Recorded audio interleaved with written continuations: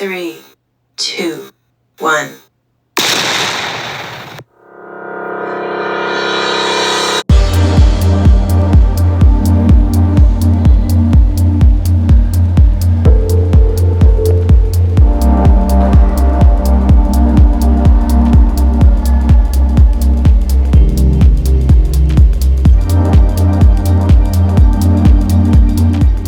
Hey, my bold and the beautiful fans, welcome back to the channel and my messy, drama thirsty people. You know what? I'm back again with today's episode of A Bold and the Beautiful Breakdown.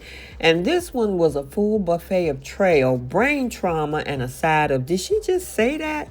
So pour yourself a mimosa, sit back and relax, and let's unpack this soap madness for April 9th. I'm going to give you a few highlights and we'll dive right on in. First, we got Liam waking up with a little amnesia. We got Finn checking Bill like he's in HR. Sheila is building a family of chaos. Look like Il Giardino is now the scene of the next mafia war. And then finally, we got Daphne shooting her shot. And it had all of the effects of a sax music and all. So without any further ado, let's go ahead and unpack the drama. So we start out over at the hospital where Liam is alive, cranky, and surrounded by machines. And he's waking up like, dang, Steffy, why does everything sound like I'm in a spaceship? Now, she gently tells him that the doctors are keeping him stable and that the pressure on his brain is under control. However, Steffy wants answers because this man went down hard. She asks him, what happened to your head? Now, Liam, bless his little confused heart, starts piecing things together. He remembers quitting Spencer, the conversation about Luna, and of course, Steffi's eyes, they darn near rolled out of her head. You quit? Oh boy, yeah, he quit. He recalls fighting with Dollar Bill and being thrown out like an expired caviar. And then he mutters, my dad. And then Steffi immediately hears murder in that statement like she's about to slap Bill herself. She asks him to rest, but not before he make one request. Don't tell anybody, including the kids, that I'm here.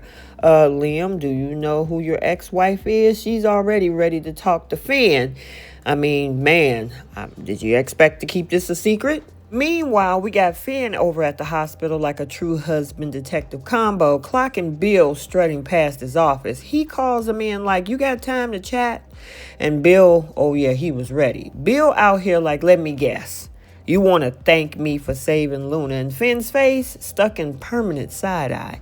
Now, Bill says that he's tired of all of the lectures. He's already heard it from Liam and doesn't need a second helping from Dr. McMorals. Now, Bill claims Luna should have been grateful and calls Liam ungrateful for quitting Spencer over his feelings. And then he adds, let him get his shorts in a bunch. I saved the girl, end of story. And just as he storms off, Steffi calls Finn and is like, come to the ICU in neuro. It's urgent.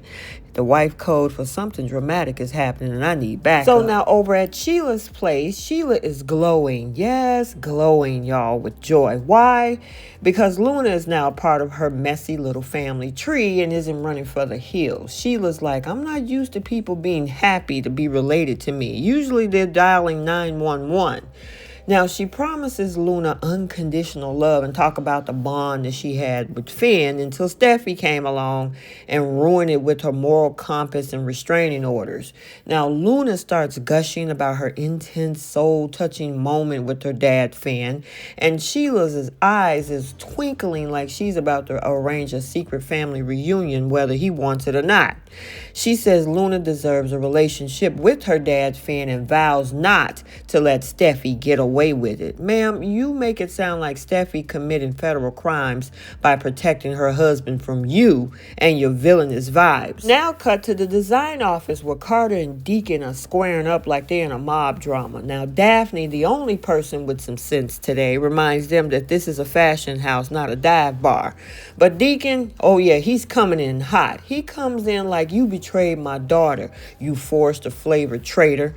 Now he bans Carter from Il Giardino. Man, well, he do own the joint.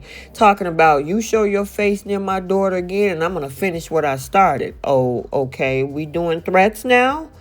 Daphne claps back like, Hope is not a victim, Deacon. Your daughter was enabling this madness. And Deacon called her Frenchie, quote unquote, and tells her to watch her back like we've suddenly jumped into season 3 of The Sopranos, LA edition.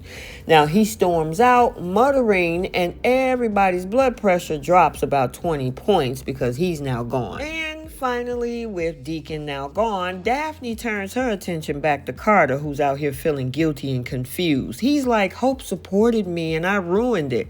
I'm trash. And Daphne's like, yes, but you're sexy too. Anyway, she's tenderly bandaging his wound, probably resisting the urge to rub essential oils on his chest, and then leans in with a sultry whisper. You're handsome. You're rugged. You have integrity. And Carter is blinking like, wait, is this a job interview or are you seducing me? And then y'all, cue the saxophone music. Yes, we are in full-on romance novel in a fashion office territory now. She says that his future is right in front of him and it begins right now. And then she's leaning in for a kiss and talking about kiss me, Carter. I'm corporate and chaotic. I just added that. But you know what? It left us with that cliffhanger and we know what's probably coming up next. Okay, so there you have it. Yes, Liam got brain trauma, but still remembers the family drama.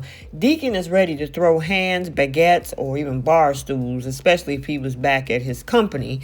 And Sheila wants to turn Luna into Mini-Me 2.0. Daphne is like, Hope who? And claiming Carter as her own. Yeah, this episode had tension, smooches, violence, and Sheila threatening world peace again. In other words, a classic B&B banger. That's your daily dose of drama, soapies. Don't forget to like, comment with your favorite messy moments, and subscribe for more soap breakdowns. And until next time, stay bold, stay beautiful, and stay ready, for more drama to come.